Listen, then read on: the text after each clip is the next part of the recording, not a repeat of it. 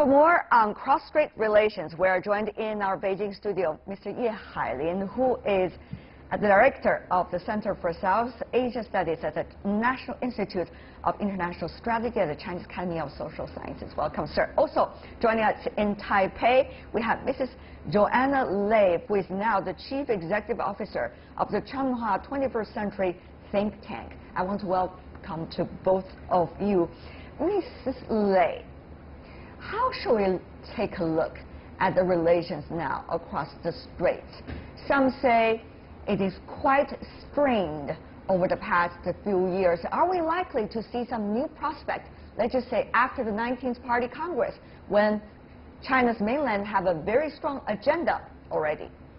Ms. Lei. Well, certainly the cross-strait relations has taken a turn to a low point since Tsai Ing-wen took office in May 2016. It is primarily due to a discourse or disagreement over the 1992 consensus. People probably remember that she has never responded to the One China principles formally or directly.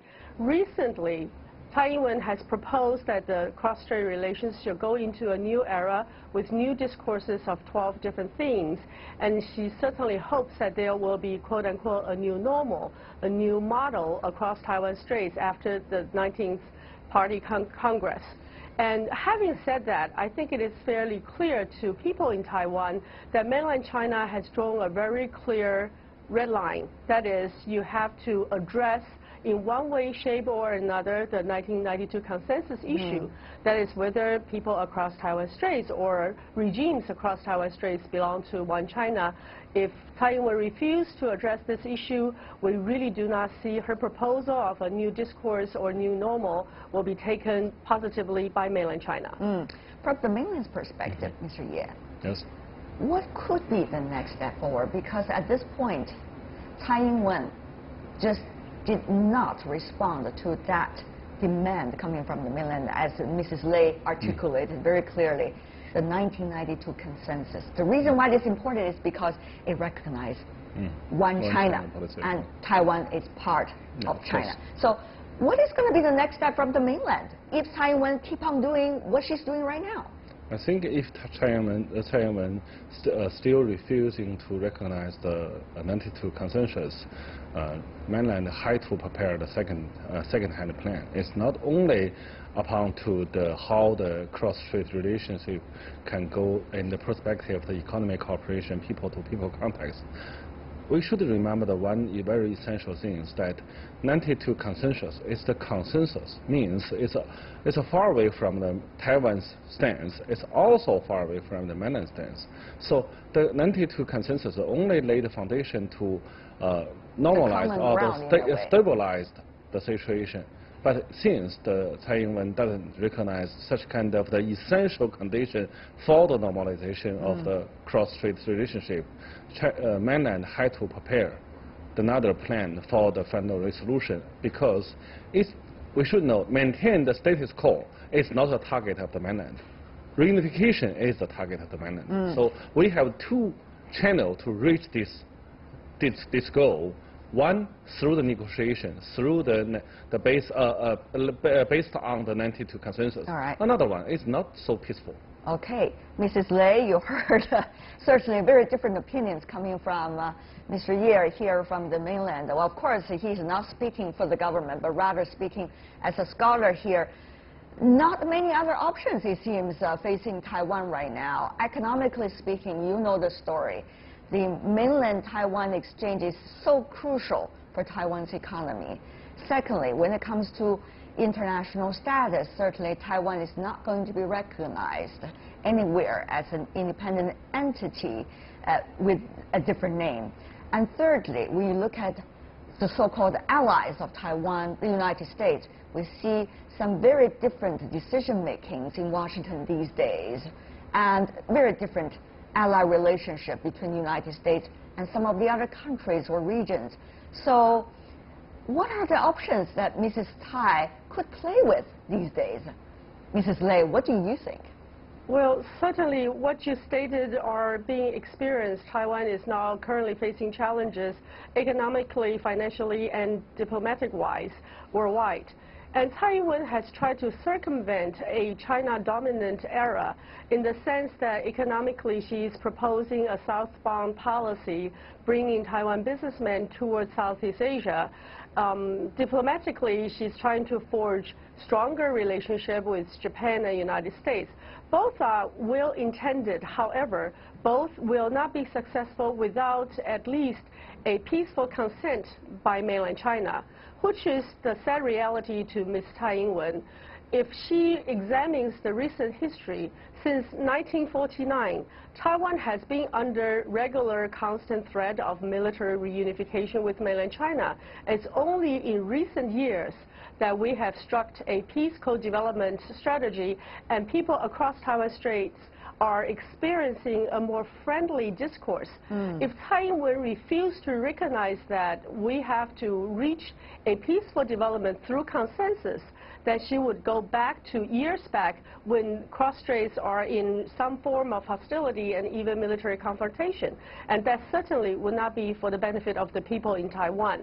So as leader of Taiwan, she will have to face the stern reality and also increasing pressure from mainland China.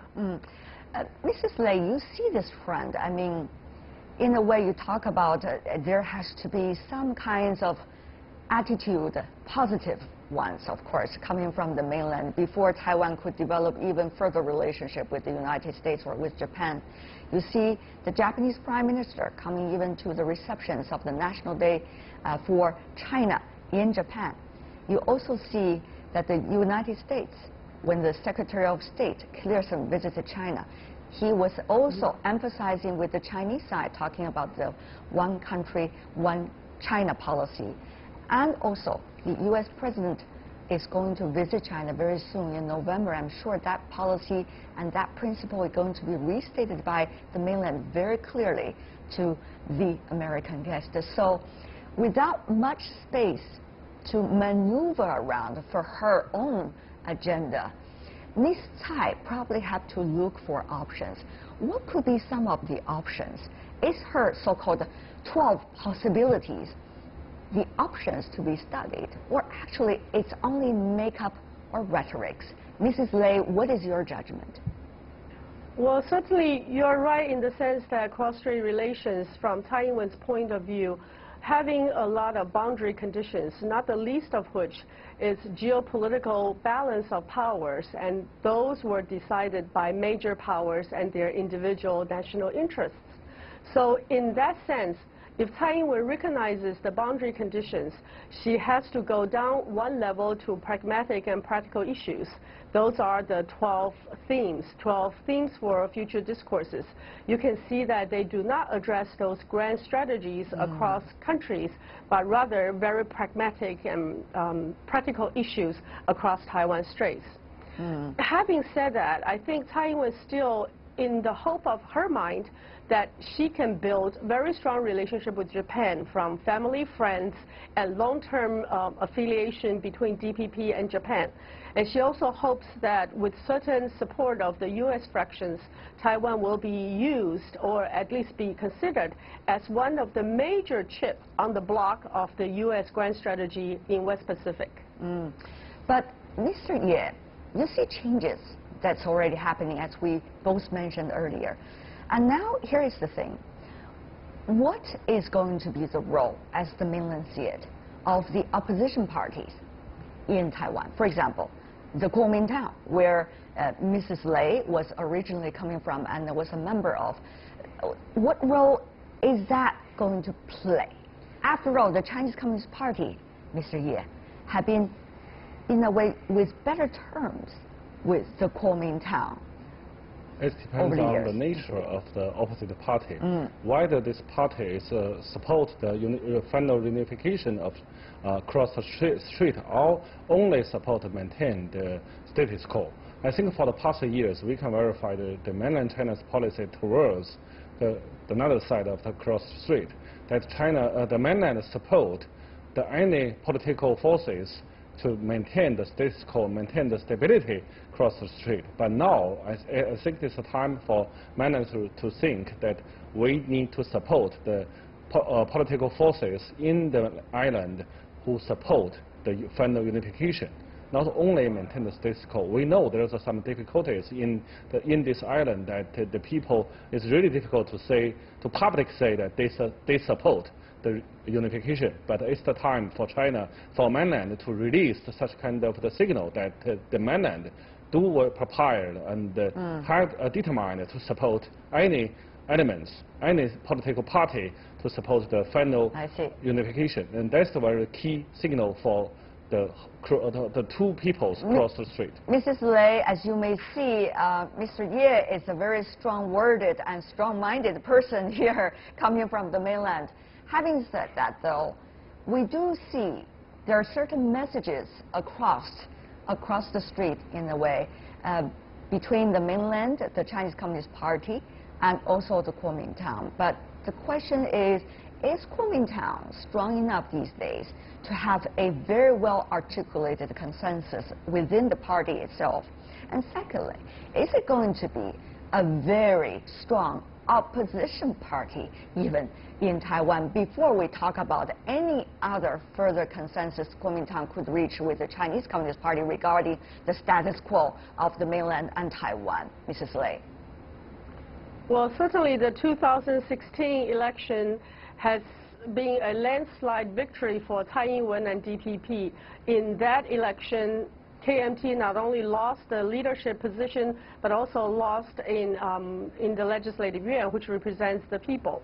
Having said that, KMT is still the largest opposition party with about a third of the seats in the Legislative Yuan, having the only official position that can wage certain check and balance to DPP.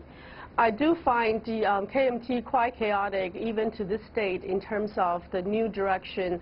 After the election of Wu Dunyi, he has to maneuver and also have to mobilize all the forces and find the heart and soul of KMT. KMT has been playing a election tactic, which is Me Too. They try to Me Too all the major statements and major tactics of DPP to minimize differences between the two parties. And having pursued that in those 8 years of Ma Ying-jeou's reign, making DPP making DPP a clear leader in all major social issues and political issues in Taiwan.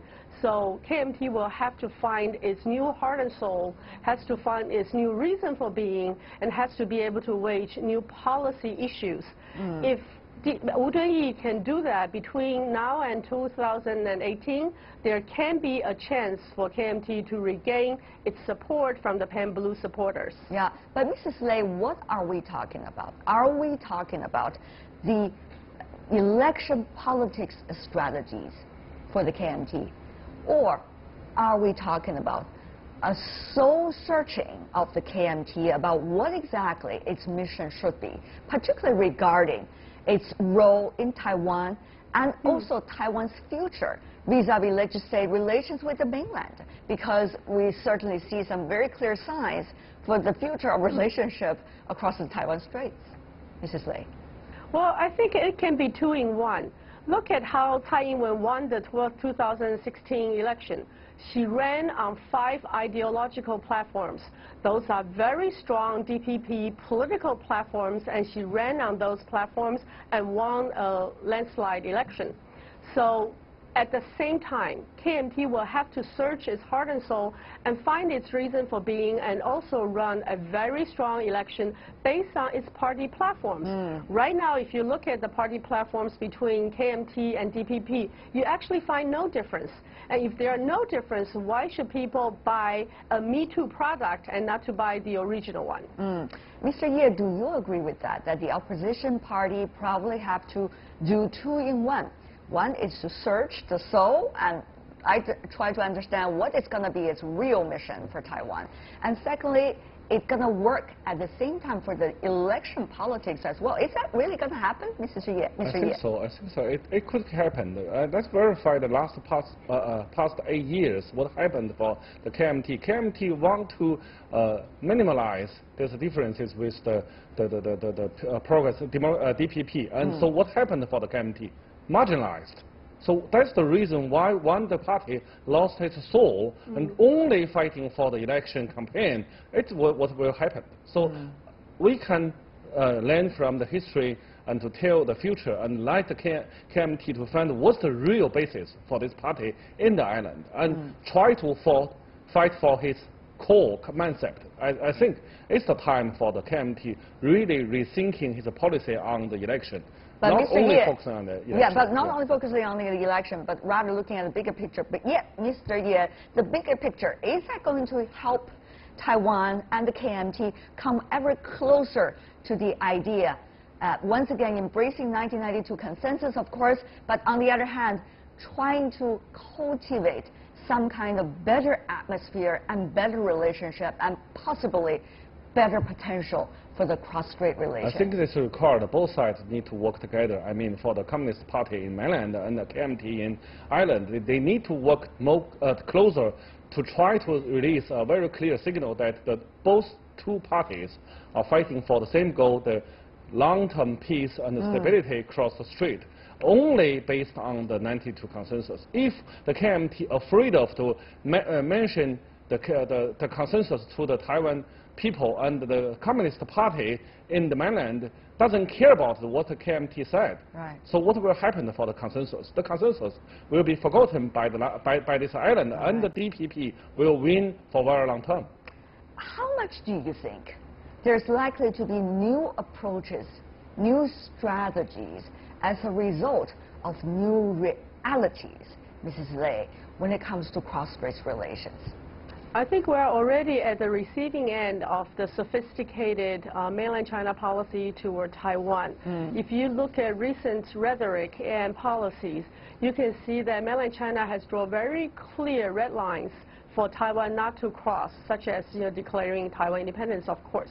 But outside of those really clear red lines, there are a lot of issues and a lot of exchanges directed towards the middle class, the young people, and also allowing more Taiwanese to have first-hand experiences with mainland China and even participate in the grand strategy of One Belt, One Road in mainland China's future. So those are opportunities open to Taiwan, regardless of people's personal identification of China or not. Those people could still be pragmatic and see opportunities opened up to them by mainland China. Right. So I can see a very sophisticated Taiwan policy, while very, very strong and stern military warnings is always at the backbone and behind the red lines. Within the boundaries, there will be greater opportunities open to Taiwanese and even the young people who currently may not even think themselves to be identified with China. That's, of course, due to the textbook and Li Denghui's de-China policy over the last 12 years. That's right. We only have less than a minute to go. Mr. Ye, from the mainland's perspective, on the one hand, the education should be about, of course, eventual unification and also, of course, to say the least, a better relationship across the Taiwan Strait.